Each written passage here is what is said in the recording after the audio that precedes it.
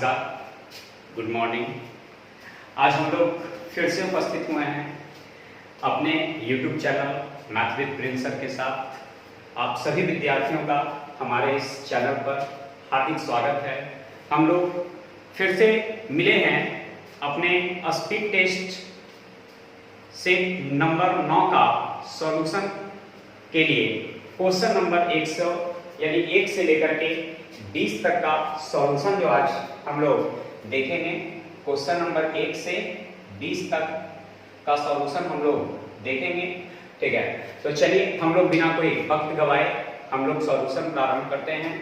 और यदि आपको क्लास अच्छा लगे तो वीडियो को लाइक करना ना भूलें, ठीक है। लाइक करें, शेयर करें और अपने साथियों को सब्सक्राइब करवाएं। यदि आप भी सब्सक्राइब नहीं किए हैं तो सब्सक्राइब करें और बेल आइकन को जरूर दबाएं, ठीक है। तो चलिए हम लोग क्वेश्चन नंबर 1 से जो है बढ़ते हैं। लिखा हुआ है 3√2 बटे √6 माइनस √3 माइनस 4√3 बटे √6 माइनस √2 माइनस 6 बटे √8 प्लस √12, यानी इस तरह का लिखा हुआ है हमारे पास, ठीक है। हम लोग इसको जो है हल करेंगे। तो सबसे पहले तो इसका जो है परमेकरण करेंगे। तो ये नीचे प्लस माइनस में है तो ऊपर जाएगा तो प्लस में हो जाएगा, यानी ऊपर जब गुना करेंगे तो √6 प्लस √3 से, ठीक है। तो गुना कीजिए तो 3√6 दूनी 12 प्लस 3√3 दूनी 6, ठीक है। और बटा में √6 माइनस 3 है। तो परमेकरण का मतलब होता है a² माइनस b²। तो स्क्वायर नहीं करना है, अपना टेंशन लेना है। परमेकरण जैसे हुआ तो नीचे हमेशा अंतर ले लीजिएगा। तो 6 में से 3 गया तो 3 बचेगा। तो ये 3 कॉमन होके कट जाएगा, फिर यहाँ माइनस का चिन्ह, ठीक है। फिर यहाँ नीचे माइनस में है तो ऊपर गुना होगा प्लस से, ठीक है। तो चलिए 4 से गुना करेंगे तो 4√6 दिया 18, 4√18, फिर 4√3 दूनी 6 और नीचे अंतर ले लेंगे तो 6 में से 2 गया था 4, तो फिर 4 कैंसिल हो गया, यानी इतना बच गया माइनस। फिर परमेकरण करेंगे, ठीक है। तो √8 माइनस √12, ठीक है। तो 6 से गुना करेंगे तो 6√8, फिर जो है 6√12, ठीक है। अब बटे ये हो जाएगा 12 में से 8 गया तो 4, लेकिन वो क्या चीज में, माइनस में। तो ये माइनस माइनस हो जाएगा प्लस, ठीक है। ये माइनस माइनस क्या हो जाएगा, प्लस। अब हल करेंगे तो ये हो गया √12 प्लस √6। इसको हम लिखेंगे 9 दूनी 18। तो 9 दूनी 18 का मतलब 3 रूट, इसको लिखेंगे 2। और इस 12 को हम लिखेंगे 4 तिया 12, यानी 2√3 लिख सकते हैं, ठीक है। प्लस यहाँ पर √6 प्लस इस 8 को लिख सकते हैं 4 दूनी 8 का 4 बाहर निकलेगा 2, तो ये हो जाएगा 6 दूनी 12, 12√2 माइनस ये 4 तिया 12, तो 4 बाहर निकलेगा 2, तो 6 दूनी 12√2 3 और बटा कितना 4। तो ये 4 से 3 बार में, 4 से 3 बार में। तो देखिए ये जो है 3√2 माइनस में और 3√2 प्लस में, तो ये दोनों कट जाएगा, ठीक है। 2√3 माइनस में प्लस में और 3√3 प्लस माइनस में, और ये √6 तो 2√6 और 3 गुण में से ही 2 हो गया था 1√3, ठीक है। अब ये देखना है कि आंसर जो है मेरा क्या चीज के रूप में दिया है, ये ध्यान देना है, ठीक है। एक चीज और, यहाँ माइनस छूट गया, यहाँ माइनस से गुना करेंगे तो ये भी माइनस हो जाएगा, तो ये दोनों ही कट जाएगा, यानी आपका आंसर जो आ जाएगा वो -√3 आ जाएगा, ठीक है। तो परमेकरण का मतलब जो है नीचे माइनस में है तो ऊपर प्लस में, नीचे माइनस में ऊपर प्लस में, नीचे माइनस में ऊपर, नीचे प्लस में ऊपर माइनस में, और नीचे हमेशा अंतर लिया जाता है। तो 6 में से 3 गया तो 3, 6 में से 2 गया तो 4, 8 में से 12 गया तो -4, ये माइनस माइनस हो जाएगा प्लस, ठीक है। ये माइनस से गुना होगा तो ये माइनस से गुना होगा माइनस, और ये 8 है तो 8 लिखेंगे, 4 दूनी 8 तो 4 बाहर निकल जाएगा तो 2, तो 6 दूनी 12 रूट 2। अब 12 बाहर निकलेगा 2 रूट 2 निकलेगा तो 6 दूनी 12 अंदर आ जाएगा रूट 3, काट दिए, आपका आंसर तैयार हो गया। ठीक है, यानी ये क्वेश्चन नंबर 1 का सॉल्यूशन समाप्त। चलिए क्वेश्चन नंबर 2 की ओर बढ़ते हैं। करा दो परस्पर ऋण संख्याओं का गुणनफल 143 है। ठीक है, याद रखेंगे ऋण संख्या का मतलब होता है अभाज्य संख्या। ऋण संख्या का मतलब अभाज्य संख्या, और अभाज्य संख्या का जो मसा होता है वही उसका, ठीक है, मसा में जो लसा होता है वही उसका गुणनफल होता है। ठीक है, अभाज्य संख्या का जो गुणनफल होगा वही उसका लसा होगा, और दो अभाज्य संख्याओं का जो मसा होता है वो हमेशा 1 होता है। ठीक है, यानी इसका एचसीएफ जो हो जाएगा वो हमेशा कितना हो जाएगा, 1। दो अभाज्य संख्याओं का मसा हमेशा 1 होता है, और ऋण संख्या का जो गुणनफल होगा वही उसका लसा कहलाएगा। ठीक है, पूछ देगा लसा तो आंसर दे देंगे 143 में, 3 नंबर। अगला करा है, एक पुस्तक विक्रेता 10% लाभ पर बेचता है। मान लेते हैं कि खरीदे 100 में तो बेच दिए 110 में। ठीक है, खरीदे 100 में बेच दिए 110 में, वह इसे 4% कम मूल्य पर खरीदता। ठीक है, 4% कम मूल्य पर खरीदता, यानी 100 का सामान 96 में खरीदता। फिर से किसी वस्तु को 10% लाभ पर बेच रहे हैं तो लाभ पर बेचिएगा तभी ना जब खरीदिएगा। तो खरीदे 100 में तो बेच दिए 110 में, कितने का लाभ, तो 10 का लाभ। अब करा है कि 4% कम में खरीदता, यानी 100 का सामान कितना में, 96 में, तो 100 का सामान 96 में, तो कई परसेंट का जो है लाभ पर बेचते, तो 18.3/4% का लाभ पर बेचते। ठीक है, तो 18.3/4 का मतलब होता है 75/4%।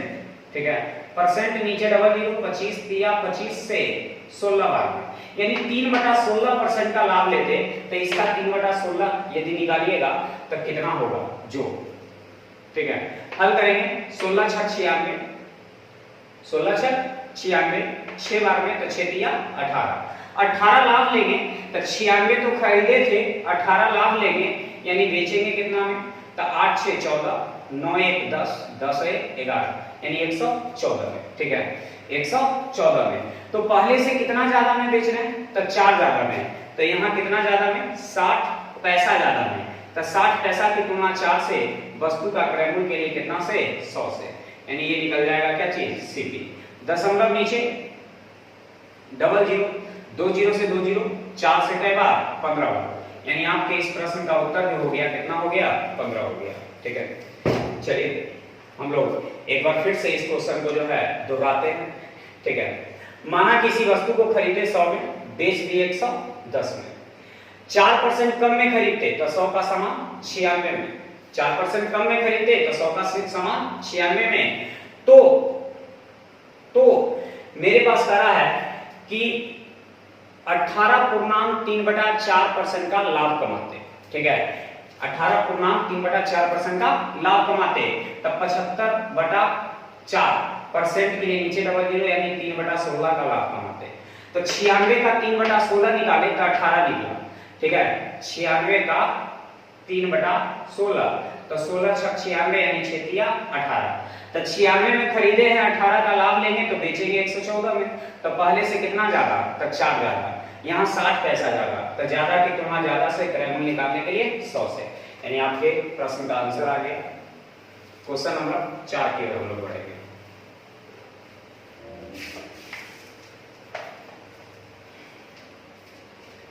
चार नंबर मेरा प्रश्न करा है, राम एक कार्य का 1/3 भाग 10 दिन में, राम 1/3 भाग 10 दिन में, तब पूरा काम जो है राम कर देगा 10 या 30 दिन में। फिर कह रहा है श्याम उसी कार्य का 2/5 भाग 20 दिन में, तो 2 से 10 बार में, तब पूरा काम कर देगा श्याम 50 दिन में। सोनाली उसी कार्य का 1/4 5 दिन में, तो सोनाली जो है पूरा काम 5 का 20 दिन में। तो ये समय हो गया, अब समय का उल्टा कार्य, एलसीएम हो जाएगा 300। 30 से 10 बार में, 50 से 6 बार में, 20 से 15 बार, ठीक है। तो टोटल काम 300 हो गया। इसी 300 काम को करवाना है किससे? तीनों मिलकर के कार्य करें तो 3 दिन में कितना % काम होगा? तो एक दिन में 15 और 6 21 10 31, एक दिन में 31 काम, तो 3 दिन में 31 दिया 93 काम। कई काम में? तो 300 काम में कितना %? 100%। तो ये 2 जीरो से 2 जीरो कैंसिल, 3 से 3 कैंसिल, यानी कई % काम हो जाएगा? तो 31% काम हो जाएगा, ठीक है। 4 दिन में जो है 31% काम हो जाएगा। तो राम 1/3 भाग 10 दिन में, तब पूरा 10 दिया 30 दिन में। श्याम 2/5 20 दिन में, तब पूरा काम 50 दिन में। सोनाली 1/4 काम 5 दिन में, तब पूरा काम 20 दिन में। ये टाइम का उल्टा वर्क आ गया, ठीक है। तो एक दिन में तीनों मिलकर के 31 काम, तब 3 दिन में 93 काम।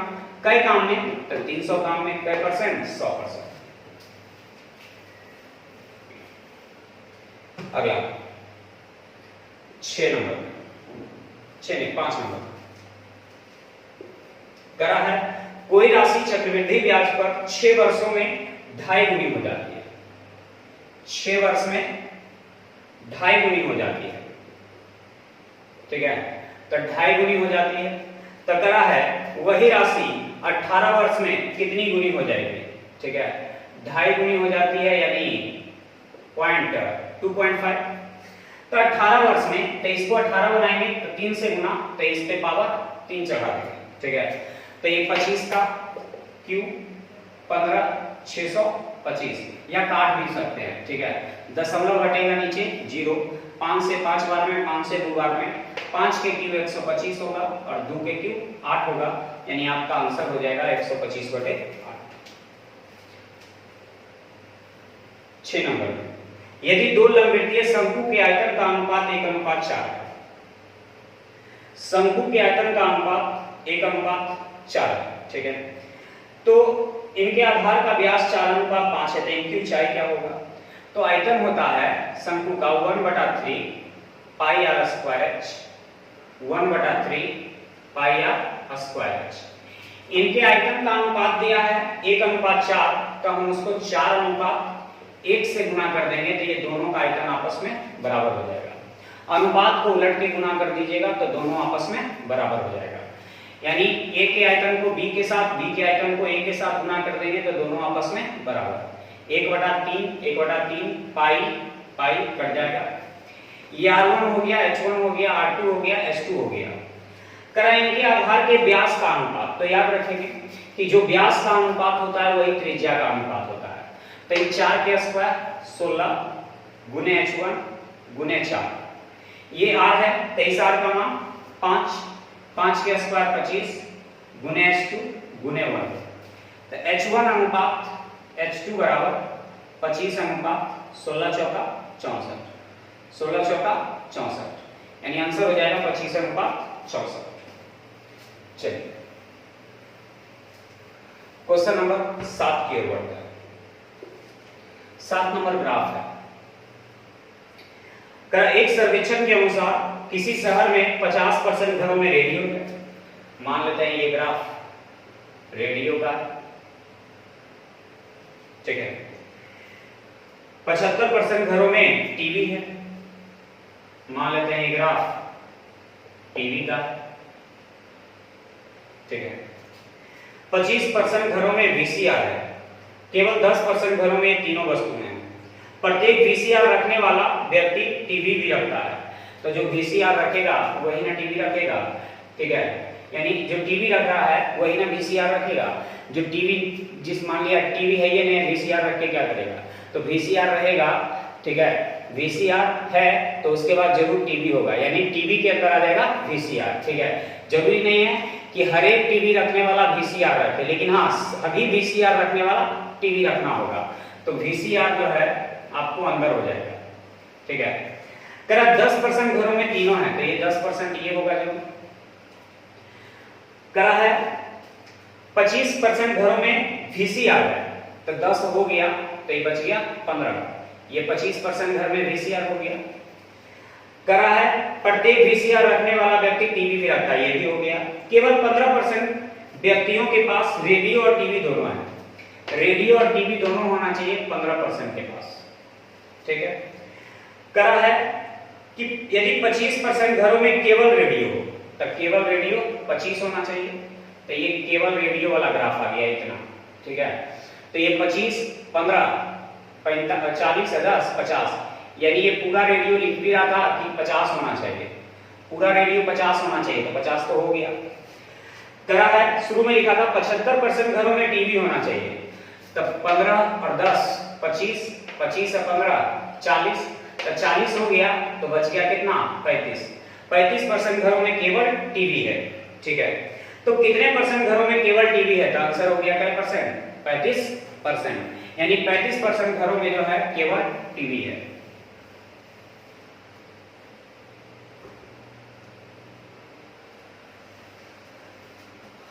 आठ नंबर tan थीटा बराबर tan 30 इंटू tan 60 डिग्री, ठीक है।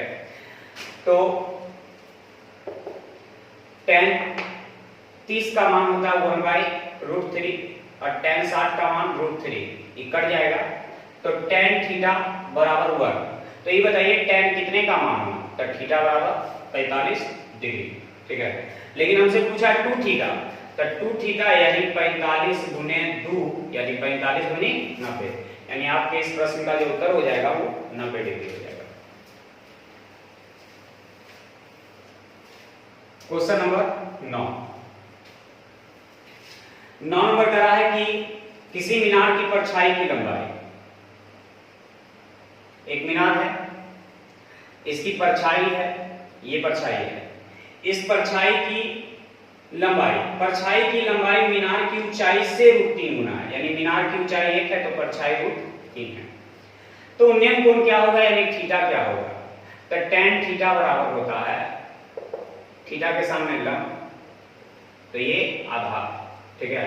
तो tan कितने का मान 1/√3 होता है, तो 30 डिग्री का होता है, यानी आपके इस प्रश्न का आंसर हो गया 30 डिग्री। क्वेश्चन नंबर 10 करा है रेखा x अक्ष को बिंदु -3,0 x अक्ष ये वाला है, ठीक है, x अक्ष ये है और y अक्ष ये है। x अक्ष को -3,0 तो ये -3,0 हो गया, और y अक्ष को 0,6 तो 0,6, ठीक है, ये हो गया, को काटती है। तो इस रेखा का समीकरण क्या होगा, तो इन दोनों रेखा का समीकरण निकालने के लिए लिखना होगा x बटे a प्लस y बटे b बराबर a, ठीक है। तो x बटे a, तो a का मान हो गया -√3 और y बटे b, तो b का मान हो गया 6 और बराबर 1। हर का एलसीएम 6, 3 दूनी तो -2x, 6 एका तो y एका है, y बराबर 1, तो -2x प्लस y बराबर 6, ये 6 का गुना हो जाएगा, इस सबको उधर भेज देंगे, तब +2x - y बराबर -6। देखिए ऐसा समीकरण है लेकिन y में दिया है, तो y बराबर दिया है, तो यहाँ लिखना होगा y बराबर, ये माइनस से उधर जाएगा प्लस, यानी 2x + 6, ठीक है, 2x + 6। क्वेश्चन नंबर 11 करा जनवरी माह में पुलिस ने 4000 बिना टिकट यात्रियों को पकड़ा, यानी 4000 जो है बिना टिकट के यात्रा कर रहा था। फरवरी में यह संख्या 5% बढ़ गई, तो 5% बढ़ गया तो 105% हो गया, क्योंकि ये अपने आप में क्या परसेंट था, 100% था, 100% था, 5% बढ़ गया तो 105% हो गया। अब करा लेकिन पुलिस तथा रेलवे कर्मचारियों की सतर्कता के कारण मार्च में टिकट विहीन यात्री यानी बिना टिकट वाले यात्रियों की संख्या में 5% की कमी आ गया, तो 95% हो गया, यानी 5% घट गया। फिर जो है अप्रैल में 10% और घट गया, तो अप्रैल में हो गया 90%, ठीक है। तो अप्रैल माह में ऐसे कितने जो है यात्री पकड़े गए जो बिना टिकट के थे। परसेंट नीचे डबल जीरो, ये जनवरी हो गया, फरवरी हो गया, ये मार्च हो गया और ये अप्रैल। परसेंट के लिए नीचे डबल जीरो, परसेंट के लिए नीचे डबल जीरो, काट दीजिए 2 जीरो से 2 जीरो, 20 दूनी 40, 20 पचे 100, 5 से 19 बार में, ये 2 से 50 बार में, 0 से 0 कैंसिल, 5 से 21 बार में, 19 नवा 171 और गुने 21, 21 से कहा 21 के एक हाथ में 2, 21 सत्ते 147, 147 और 2 149 के 9 हाथ में 14, 21 से कहा 21 और 14 35, यानी आपका आंसर जो हो गया वो 3500 कितना हो गया 91 हो गया। आपके इस प्रश्न का जो आंसर हो गया वो 3591 हो गया। क्वेश्चन नंबर 12, cos x बराबर sin y, cot x minus 40 degree, ठीक है। और भी question, cot x minus 40 degree बराबर tan 50 डिग्री माइनस y। तो x और y का मान ज्ञात करें। जब कभी भी tan बराबर cot मिल जाए तो दोनों थीटा का मान 90 डिग्री होता है, ठीक है। तो x minus 40 plus 50 minus y और दोनों का मान दोनों का मान 90 डिग्री होता है, ठीक है। जब tan बराबर cot, sin बराबर cos, sec बराबर cosec मिल जाए तो दोनों थीटा का मान 90 डिग्री के बराबर होता है, ठीक है। तो ये x माइनस y बराबर, ये 50 में से 40 गया माइनस 10, माइनस ये प्लस 10 उधर जाएगा तो माइनस 10 हो जाएगा, तो 80 हो जाएगा। 90 में से 10 गया था 80, ये हो गया x माइनस y। अब x प्लस y, तो ये दोनों थीटा का मान 90 डिग्री, ठीक है। दोनों थीटा का मान 90 डिग्री, sin बराबर cos, tan बराबर cot और sec बराबर cosec रहे तो दोनों थीटा का मान 90 डिग्री के बराबर होता है। अब ये दो का योग और दो का अंतर दिया रहे तो x का मान निकालने के लिए जोड़ के दूसरे भाग, तो 90 और 80 170, 170 को जो है हम 2 से भाग देंगे तो 85, ठीक है। और छोटा निकालने के लिए घटा के दूसरे भाग, तो 90 में से जो है 80 गया तो 10 को 2 से भाग देंगे 5 डिग्री, यानी आपका आंसर हो गया 85 और 5 डिग्री, ठीक है। 85 डिग्री और 5 डिग्री। तो sin बराबर cos, tan बराबर cot, sec बराबर cosec रहे तो दोनों थीटा का मान 90 डिग्री के बराबर होता है। 13 नंबर क्वेश्चन, 13 नंबर क्वेश्चन करा है, एक नाव धारा के विपरीत 42 किलोमीटर, 42 किलोमीटर गया विपरीत में, यानी x माइनस y, और 36 किलोमीटर धारा के साथ तो x प्लस y, तो इसे कुल 5 घंटा लगा, ठीक है। और कह रहा है कि स्थिर जल में नाव की चाल और धारा की चाल, नाव को x मानते हैं और धारा को y, का अनुपात 8:1 है। तो धारा के अनुकूल वह 90 किलोमीटर की दूरी कितने समय में तय करेगा। ऐसा करिए, इसको हम a मान लेते हैं, इसको भी a मान लेते हैं, अनुपातिक है तो निश्चित, ठीक है। यहाँ योग 42 है, ठीक है। तो यहाँ जो है 42 किलोमीटर विपरीत में गए, तब विपरीत में गए तो 8 में से 1 गया था 7 1 प्लस 36 किलोमीटर साथ में गए तो 8 1 9 1 और बराबर 5, 9 चौका 36, 7 छक्का 42, यानी हर का एलसीएम 1, यानी 6 4 10 बराबर 5, 5 दूनी 10, यानी a का जो मान हो गया वो कितना हो गया 2 हो गया, तो a का मान 2 हो गया। अब हम लोग आगे बढ़ते हैं। अब कह रहा है कि a का मान 2 हो गया, तो ये हो गया 8 दूनी 16 और ये हो गया 2 का 2, यानी नाव की चाल 16 और धारा की चाल 2। हमें जाना है 90 किलोमीटर, वो भी धारा के साथ, 90 किलोमीटर धारा के अनुकूल, ठीक है। तो 16 और 2 18, 18 बचे 90, यानी कई घंटा लगेगा, तब 5 घंटा, ठीक है। समय निकल जाएगा। दूरी में चाल के योग से भाग देंगे तो समय निकल जाएगा, क्योंकि अनुकूल कह रहा है तो अनुकूल का मतलब 7 होता है, ठीक है। अनुकूल का मतलब 7, तो एक बार यहाँ विपरीत गए, समान गए। तब विपरीत गए तो चाल का अंतर ले लिए, ठीक है, चाल का अंतर ले लिए, और समान गए तो चाल का योग ले लिए। ए का मान निकाल लिए, यहाँ ए का मान रख दिए तो 16 और 2 आ गया। 90 किलोमीटर विपरीत जाना, समान में जाना है, तो 16 प्लस 2 यानी 18, तो दूनी में चाल से भाग देंगे तो समय निकल जाएगा।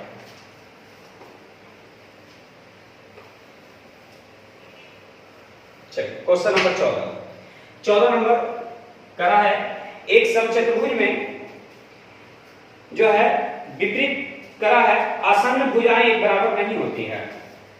एक समचतुर्भुज है, समचतुर्भुज की आसन्न, आसन्न का मतलब नजदीकतम भुजा, समचतुर्भुज की आसन्न क्या सभी भुजाएं बराबर होती है, तो ये पहला गलत है। विपरीत कोण अनुपूरक होते हैं, विपरीत कोण जो होता है अनुपूरक का मतलब 180 डिग्री होता है, ये पूछ रहा है हमसे, ठीक है। नहीं, एक ही ओर के अंतर कोणों का योग यानी आसन्न कोणों का योग जो होता है 180 डिग्री होता है, विपरीत कोणों का योग 180 नहीं होता है। विपरीत कोणों के समद्विभाजक होते हैं, विकर्ण जो है कोण के समद्विभाजक होते हैं। हाँ, जितना ये होगा उतना ही ये होगा, जितना ये होगा उतना ही ये होगा।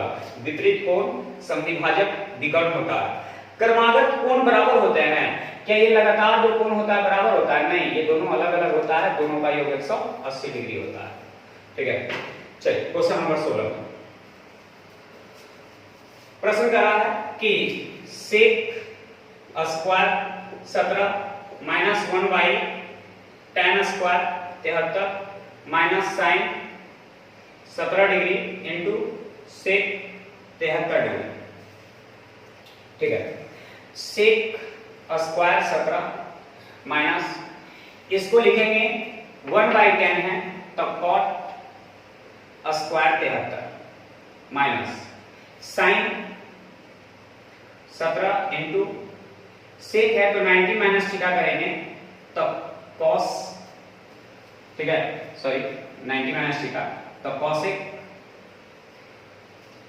साइन 90 माइनस थीटा बराबर कॉस थीटा होता है, ठीक है। साइन कॉस में बदलता है, tan कॉट में बदलता है, सेक कॉसेक में बदलता है, तो कॉसेक हो जाएगा कितना 17 डिग्री, ठीक है। अब यहाँ इसको जो है हम लिख सकते हैं sec square 17 minus tan cot 90 minus theta यानी tan स्क्वायर 17 डिग्री, और ये साइन इनटू कॉसेक बराबर 1 होता है, तो sec square theta minus tan square theta का मान 1 होता है, तो 1 माइनस 1 यानी हल करके 0, यानी आपके इस प्रश्न का आंसर जो आ गया 0 आ गया। क्वेश्चन नंबर 17 कराए ए बी सी शेष साझेदारों में एक लघुउद्योग की स्थापना करते हैं। एक कुल पूंजी का 1/3 भाग, कुल पूंजी का 1/3 भाग 1/5 समय के लिए, 1/3 भाग ए जो है 1/5 समय के लिए, ये हो गया पूंजी और ये हो गया समय। बी 1/3 भाग ए कुल पूंजी का 1/4 भाग 1/5 समय के लिए, बी कुल पूंजी का 1/3 भाग 1/4 समय के लिए, ठीक है। और सी शेष पूंजी शेष समय के लिए लगाता है, ठीक है। ये मेरा क्वेश्चन है। सबसे पहले ना मेरे पास पूंजी का मालूम है कि पूंजी कितना है, ना हमें धन यानी समय कितना है वो मालूम है, तो क्या करेंगे कुल पूंजी मान लेंगे, हर का एलसीएम, तो हर का एलसीएम 12, कुल समय मान लेंगे, हर का एलसीएम, तो हर का एलसीएम 20। तो चलिए ए बी सी में बांटते हैं। 12 धन है जिसका 1/4 यानी 3, 12 धन है जिसका 1/3 यानी 4, तो 4 और 3 7, तो बाकी बच गया सी के लिए 5, ठीक है, सी के लिए 5। अब समय को बांटते हैं, 20 का 1/5 यानी 4, 20 का 1/4 यानी 5, तो 5 4 9, तो बाकी समय बच गया 11। अब हम जानते हैं कि पूंजी गुने समय लाभ होता है, पूंजी गुने समय लाभ होता है, पूंजी गुने समय लाभ होता है, ये लाभ हो गया, ठीक है। यानी 12:20:55, 12:20:55, अब मेरे पास करा है कि कुल जो है 17,400 है। कुल यहाँ 5 है 2 7, 5 है 2 7 है 8 गुने पूछ रहा है बी का हिस्सा, तो बी के लिए कितना से 20 से, ठीक है। 87 दूनी 200 यानी 2 दूनी 4 पर 3 जीरो, यानी आंसर कितना 4000। पूंजी गुने समय लाभ होता है। जब कभी भी कुल पूंजी मालूम ना रहे, कुल समय मालूम ना रहे, तो कुल हर का एलसीएम मान लेंगे हमेशा, ठीक है। कुल जो होता है हमेशा हर का एलसीएम ले लेंगे। क्वेश्चन नंबर 18, शयन श्रेणी और साधारण श्रेणी, यानी कहने का मतलब फर्स्ट क्लास और सेकंड क्लास हम मान लेते हैं, ठीक है।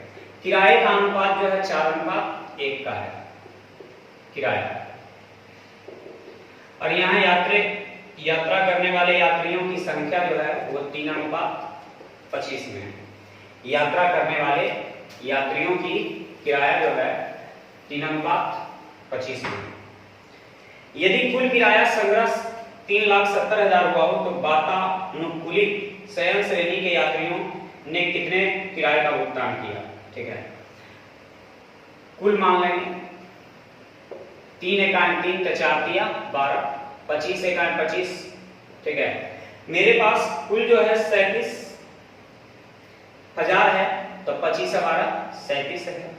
पूछ रहा है हमसे कि वातानुकूलित शयन श्रेणी यात्रियों ने कितने किराए दिए, तो वातानुकूलित तो ये ना है, तब 12 से गुना कर देंगे, 37 से कटेगा 1000 बार में, यानी आपका आंसर हो जाएगा कितना 12,000, ठीक है। यानी आपका आंसर हो जाएगा 12,000। क्वेश्चन नंबर 19, अल्पपिता को उसके पिताजी ने कोई धनराशि दी, कितने वर्षों में 6% साधारण ब्याज की दर से उस धन और उस धन पर मिलने वाले ब्याज का अनुपात 10:3 होगा। वह धन और ब्याज, ठीक है, ये मूलधन हो गया, वह धन और ब्याज, ये मूलधन हो गया और ये ब्याज हो गया। तो 3 ब्याज मिल गया कितना में, तो 10 में, कितना परसेंट 100%, और कै परसेंट की दर से 6% की दर से, तो ये निकल जाएगा मेरा समय। 0 से 0 कैंसिल, 3 से 2 बार में, 2 से 5 बार में, यानी आपका आंसर हो जाएगा कै वर्ष 5 वर्ष।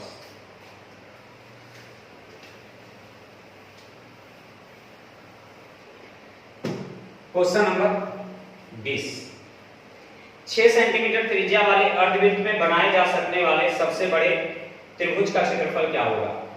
ये एक वृत्त है, लेकिन हमें वृत्त नहीं लेना है, अर्धवृत्त लेना है, ठीक है।